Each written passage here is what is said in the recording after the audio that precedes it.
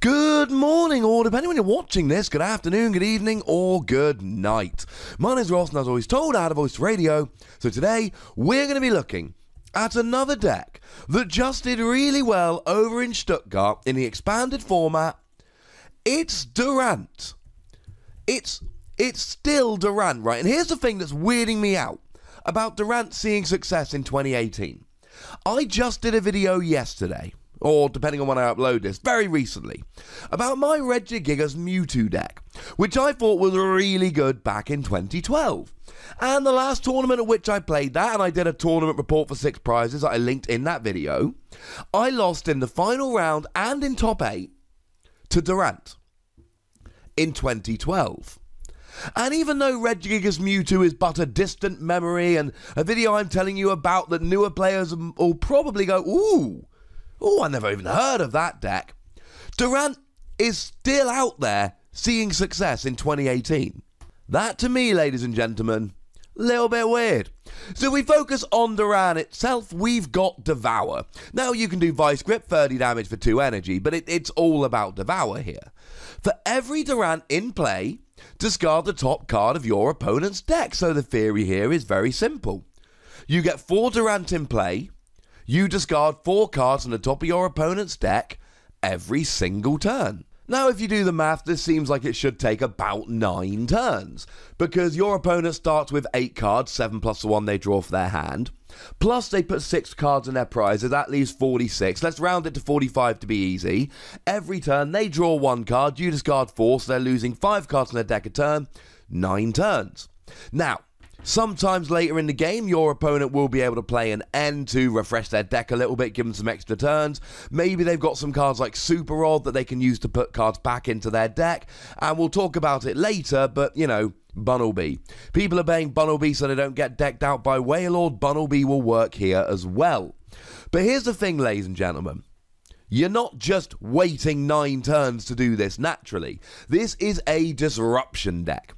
And the theory here very simply is that you are just going to sit there every single turn and devour as many cards as you can while you slow your opponent down. And I mean, Durant's got 70 HP, right? If your opponent gets an attacker up and rolling, chances are your opponent is just going to KO 6 Durant in a row and win the game. So your goal is to make sure they don't get an attacker rolling. It is a disruption deck, very much in the vein of Sylveon GX. Except whereas Sylveon GX did the whole, hey, let's use Magical Ribbon to search for whatever we want while we've got big HP and can heal. And Durant goes for the, I can't heal, but that's okay, I'm just going to discard your cards over and over again. Remember, I told you that the standard should be about 9 turns if you don't accelerate, which you obviously will be. And you've got 6 Durant. So it's going to take your opponent 6 turns to win the game if they get a KO every turn. And all of a sudden, it starts looking quite doable. Now, there are 2 other cards, or 2 other Pokemon cards that were played in this particular deck. And I should say this received a 10th place finish by Nino Kunz in Sindelfingen, basically Stuttgart. So, we see Mew. And the Mew theory here is very simple. It's even, if you can believe this, more fragile than Durant, with a paltry 50 HP, but you don't have to recover every turn. Every time a Durant gets KO'd, you have to get a Durant back. But if a Mew gets KO'd, then you can either attack with a second Mew or attack with a Durant, and you've still got all 4 Durant out. If a Mew gets KO'd, you don't have to recover it next turn like you do with a Durant. And Jirachi just to buy yourself some turns. 1 energy, 10 damage, discard a special energy attached to your opponent's active, and if you do, you get immunity the following turn. So you use this to just buy a turn. There's so many decks out there like Zoroark that are relying on double colorless energy, and Buzzwole decks which are relying on strong energy. And here you just go, oh, nice special energy you've got there. Discard it with Jirachi, and you are off and rolling. And unless they have a Guzma, they then can't take a KO next turn, which gives you 1 more turn to just start discarding all of their cards. Now, if we have a look at the trainer cards here, it really is all about disruption. We see Team Flare Grunt to discard cards attached to your opponent's active. We see Team Rocket's Handiwork, so that of course you can flip 2 coins, and for each head you discard 2 cards from the top of your opponent's deck. you are increasing the speed at which they deck out. That's kind of important. And obviously then you've got Versus Seeker, which can be used to reuse either of those two particular cards. We do see here we've got Enhanced Hammer, so that we can get automatic discard of those special energy. And we see Counter Catcher here, because you're not taking prizes, so you should pretty much always be behind on prizes, so Counter Catcher becomes a great little card to pull up your opponent's bench as just an item card. And we do see a couple of slightly unusual cards here which help quite nicely. First of all, Trick Shovel. Trick Shovel lets you look at the top card of either yours or your opponent's deck, and then you can discard that card or return it to the top of the deck. Now, you could use it if you were drawing really badly to try and give yourself one extra card to look at, but really here, it just discards the top of your opponent's deck. It gets them one card closer to decking out, and this is not a deck where you're going to be winning. Unless you happen to just be sitting there opposite a Magikarp and nothing else on turn 2, in which case you still probably don't have enough energy to get the KO anyway. The other card we see here is the ace spec of choice, it's Life Dew, which means now your opponent's actually got to KO 7 Durant / Mew. Now they can always use Field Blower, but if they don't have Field Blower on the exact right turn, then the chances are they're not taking a prize, unless they have to play something like a Guzma to take out a bench Pokemon while they wait and search for the Field Blower. So now you're talking 7 turns minimum for your opponent to win the game. We don't play Tapu Lele here. As much as Tapu Lele for Bridget to get all of our Durant out would be amazing, we can't play Tapu Lele here, because then our opponent can win 1 turn earlier. Now we do need to get and keep all 4 Durant out, and a great new card that we had released recently was Gladion. Gladion is an absolute godsend for Durant decks, because Durant decks really need to have all 4 Durant out. If one ends up prized, that's a real pain, so what do? You use Gladion to grab it out the prizes. Now, only 1 copy of Gladion in this particular build, so if a Durant and Gladion is prized, that sucks, and you'll probably end up losing that game. But generally speaking, all you need to do is go and grab yourself a Gladion, and you are off and rolling. No Tapu Lele means it is going to be harder to draw into Gladion, mind you. And then the full 4 copies of Rescue Stretcher. You need 4 Durant every turn. Rescue Stretcher can either get multiples into your deck, or 1 from your discard just straight into your hand. Most of the time, that's what you'll be using it for. Get 1 Durant out of your discard so you can make it up to 4 on the field. It's a good plan. And then, of course, we do see just setting up. So we've got 4 copies of Nest Ball and 4 copies of Level Ball here.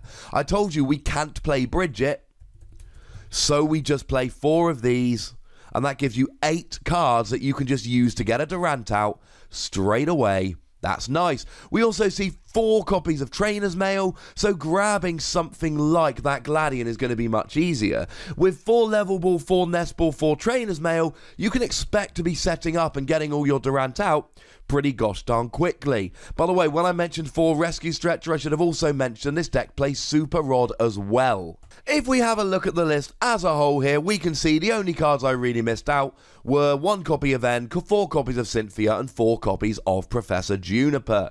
They're just our standard setup supporters. They're the cards we use to search for cards to get set up. This deck sets up and it disrupts, and if your opponent ever sets up a really good attacker, you will lose the game. But if we look at some standard attackers, something like a Buzzwole, we'll need a Muscle Band and a Strong Energy to go and get a KO on a Durant. Now, of course, they can always just spread damage around and that will work. But then again, if they use Strong Energy, you can use your Jirachi. And if they ever bench something like a Regirock, you can pull it up into the active with Guzma. Buy yourself a little bit of time. Buzzwole is one of your worst matchups in the same way that Darkrai really was the thing that killed Durant first time around because the bench damage and free retreat was too much. Something like a Zoroark can get a one-hit KO on a Durant. But you've got Jirachi to get rid of their energy, plus Team Flare Grunt and Enhanced Hammer, and they're going to have to do this basically 7 times to win the game, which there's a decent chance they're just going to really struggle to do. And remember, you're discarding cards all the time. So it's not like they've just got all of their double colourless and all of their Puzzle of Time. If you can use Devour to get rid of some double colourless and Puzzle of Time, Zoroark will literally just run out of energy. Now, maybe you come across something like a Volcanion that hits for weakness while accelerating energy. That's really bad. But take something like a Golisopod that can KO 1 for 1 energy, but then it really needs a second energy to get a KO. And remember, you're discarding energy and discarding cards from their deck. And as soon as you can get a Golisopod with 0 energy, you just Guzma and then they're kind of stuck. Something like a Gardevoir could build up and get a KO here, but again, you can just be discarding their energy and using Guzma to bring up stuff like their Octillery over and over again. And it's all well and good, and this is the thing you always have to remember about a deck like Durant. Your opponent can say, well, I'm playing X amount of energy, I'll be fine, but they might never work. Something like a Gardevoir deck. What if you Devour and hit all of their Curlier and Rare Candy? Or so many that they never draw into it. They lose the game, ladies and gentlemen. Even decks against which you should have a bad matchup. If your early Devours hit some key cards, you win the game. Regardless. It got 10th place in Sindelfingen this weekend. It is still sticking around years after it was released. I like it. It's now become a rogue deck, whereas in 2012 it was everywhere and I hated it. And I've now got a bit of a soft spot for it as a bit of a rogue deck. But tell me what you think about it, ladies and gentlemen. Do you think it's viable at the moment? Or do you think Sindelfingen was a little bit of an anomaly? Let me know in the comment section. Go nuts, but be nice. Make sure you like this video, subscribe to this channel, follow me on Twitter at TheWossy, and Twitch for some live action at twitch.tv/PTCGRadio. If you want to support the channel, get some bonus podcasts and so on, head on over to patreon.com/PTCGRadio. And do make sure you check out Wossy Plays, because we're very close to 1,000 subs. But by far the most important thing, as always, is to look after yourselves until next time. Thank you very much for watching. My name's Ross, and you've been watching PTCG Radio.